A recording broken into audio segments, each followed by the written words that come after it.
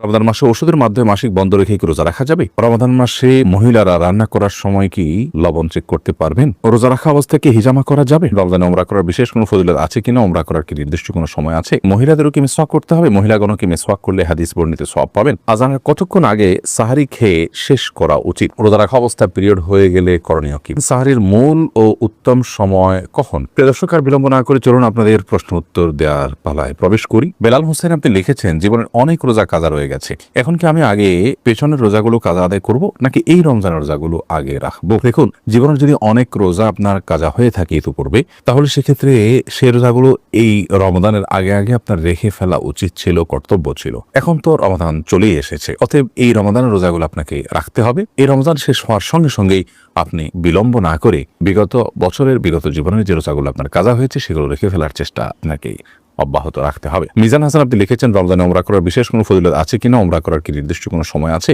রমজানে ওমরা করার ফজিলত রয়েছে। নবী করিম সাল্লাল্লাহু আলাইহি ওয়াসাল্লাম থেকে হাদিস বর্ণিত হয়েছে, উমরাতুন ফি রমাদান তা'দিলু হাজ্জাতান মাই, অর্থাৎ রমাদান মাসে কেউ যদি ওমরা করে তাহলে তার মর্যাদা হলো সে আমার সাথে হজের যে সওয়াব নবী করিম সাল্লাল্লাহু আলাইহি ওয়াসাল্লাম বলছেন তার সাথে হজ করলে যে সওয়াব হতো সেরকম সওয়াবের ভাগীদার হবেন রমাদান মাসে কি ওমরা করলে। তবে এই ওমরার কোনো নির্দিষ্ট সময়সীমা নেই। রমাদানের প্রথম দিন থেকে নিয়ে একেবারে শেষ দিন পর্যন্ত যে কোনো সময় ওমরা করলে ইনশাআল্লাহ বিইذনিল্লাহ এই সওয়াবের ভাগীদার হওয়া যাবে। এরপর প্রশ্ন করেছেন রূপা খানম, আপনি লিখেছেন, মহিলাদেরও কি মিসওয়াক করতে হবে? মহিলাগণও কি মিসওয়াক করলে হাদিস বর্ণিত সওয়াব পাবেন? এর উত্তর হলো মহিলাগণ মিসওয়াক করতে পারবেন, বরং করা উচিত। নবী করিম সাল্লাল্লাহু আলাইহি ওয়াসাল্লামের যে সমস্ত নির্দেশনা পুরুষদের জন্য বিশেষভাবে নয়, পুরুষদেরকে নির্দিষ্ট করে তিনি বলেননি, সেটা নারী পুরুষ সকলের জন্য প্রযোজ্য। মিসওয়াকের ক্ষেত্রে নবী আলাইহিস সালামের যে হাদিসগুলো সেগুলোকে আমরা ঘাঁটলে দেখি, সেই হাদিসগুলোতে তিনি নারী বা পুরুষকে আলাদা করে মেনশন করে বলেননি যেটা অমুকদের জন্য প্রযোজ্য, বরং তিনি সাধারণভাবে বলেছেন বিধায় নারী পুরুষ সকলের জন্য প্রযোজ্য।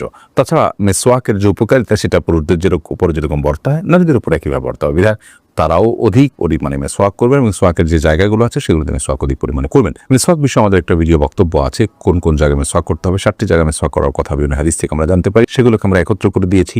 সেই জায়গাগুলোতে একজন পুরুষ যেমন মিসওয়াক করার চেষ্টা করবেন, একজন নারীও তার মতো করে মিসওয়াক করার চেষ্টা করবেন। রমাদান মাসে সিয়াম রেখে দিনের বেলা মিসওয়াক করা যায়।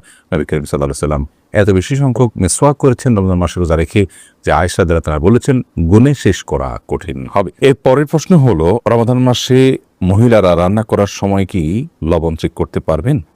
আমাদের মা বোনরা রমাদান মাসে রান্না করতে গিয়ে বা যে কোনো পুরুষও রান্না করতে গিয়ে যদি তরকারির লবণ চেক করতে হয়, স্বাদ চেক করতে হয়, তাহলে সেক্ষেত্রে সেটি তার জন্য জায়েজ হবে যদি এই চেকটা হয় জিহ্বা দিয়ে এবং চেক করে সাথে সাথে আবার থুতুর মাধ্যমে তিনি সেটাকে পরিষ্কার করে ফেলে দেন, অর্থাৎ গরদকরণ না গেলেন, তাহলে সেক্ষেত্রে সেটি জায়েজ হবে। যদিও এটা অ্যাভয়েড করতে পারলে সেটা বেটার এবং উত্তম।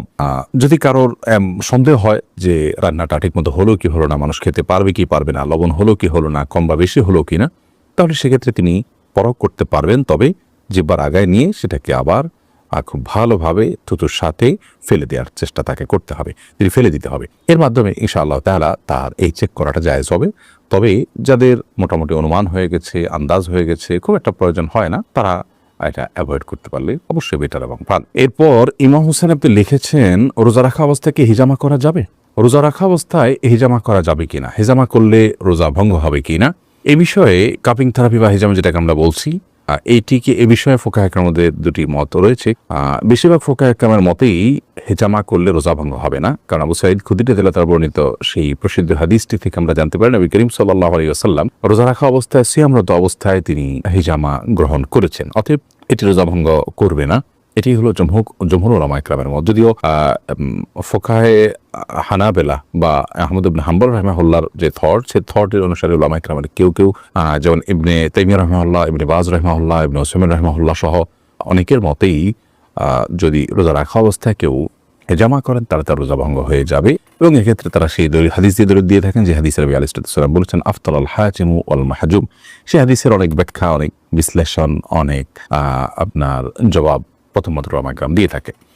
যাই হোক, তো খোলাসা কথা হলো যে জমহুর বা সংখ্যাগরিষ্ঠ আমাদের মতেই হেজামা করলে রোজা ভঙ্গ হবে না। শামসুন নাহার স্ফীর্তি আপনি লিখেছেন, রোজা অবস্থায় টুথপেস্ট দিয়ে ব্রাশ করা যাবে কিনা? টুথপেস্ট বা মাজন ইত্যাদি দিয়ে, পাউডার ইত্যাদি দিয়ে দাঁত ব্রাশ করা যাবে কিনা, এ বিষয়ে আমাদের দেশের উলামা ইকরাম বলে থাকেন এটি মাকরুহ এবং অপছন্দনীয়। রোজা হয়ে যাবে, কিন্তু একান্ত প্রয়োজন ছাড়া আপনি এটি মুখে ব্যবহার করার ফলে আপনার থুতুর সাথে অপ্রয়োজনে কিছু জিনিস আপনার পেটে যাচ্ছে, সেটা পরিমাণে কম হলেও এই জন্য এটা আপনার জন্য অনুচিত এবং মাকরুহ। সাহরি খাওয়ার সাথে সাথে আপনি ফজরের আগে আগে ব্রাশ করে ফেলবেন, এরপর দিনের বেলা আপনি মিসওয়াক করবেন কিংবা খালি ব্রাশ দিয়ে আপনি দাঁত ঘষবেন বা পরিষ্কার করবেন। যদিও সৌদি আরবের স্কলার এবং ওলামায়ে কেরাম এটিকে মাকরুহ বলেন না, তারা এটাকে জায়েজ বলেন, কিন্তু মাকরুহ হওয়াটা, অপছন্দনীয় হওয়াটাই হলো অধিকতর যুক্তিযুক্ত।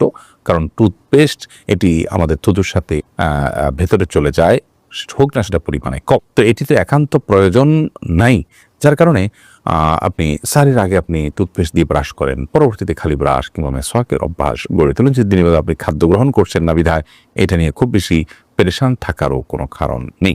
এরপরে প্রশ্ন করেছেন শাহেদ আলী, আপনি লিখেছেন রোজা রাখা অবস্থায় স্বপ্নদোষ বা কামভাবের জন্য মজি বের হলে কিংবা বীর্যপাত হলে কি রোজার কোনো ক্ষতি হয়? রোজার মধ্যে কামভাবের কারণে যদি কারোর মজি বের হয়, যেটাকে আঠালো কিছুটা আঠালো পানির মতো যে পদার্থ যদি বের হয়, তাহলে সেক্ষেত্রে তার ফলশ্রুতিতে রোজা ভঙ্গ হবে না। বীর্যপাত যদি হয় এবং সে বীর্যপাত যদি হয় উত্তেজনার সাথে, তাহলে সেক্ষেত্রে সে রোজা ভঙ্গের কারণ হবে, সেটি হস্তমৈথুনের মাধ্যমে হোক বা অন্য কোনো কামভাবের কারণে, কোনো জরুরি বিষয়ক চিন্তা ভাবনার কারণে বা এই জাতীয় কোনো আচরণের কারণে যদি আপনার কামভাবের সাথে উত্তেজনার সাথে যদি বীর্যপাত হয়, তাহলে তার ফলে রোজা ভঙ্গ হবে। আর যদি কারোর অসুস্থতার কারণে বীর্যপাত হয়, শারীরিক কোনো দুর্বলতার কারণে অথবা স্বপ্নদোষের কারণে, তাহলে তার কারণে রোজা ভঙ্গ হবে না। তবে মজি যেটা কিছুটা আঠালো পানির মতো, সেটি বের হওয়ার ফলে, যেটা বীর্য নয়, শুভ্র সাদা নয়, সেটি বের হওয়ার ফলে রোজা ভঙ্গ হবে না, তবে সেটি বের হলে অজু ভঙ্গ হবে। তবে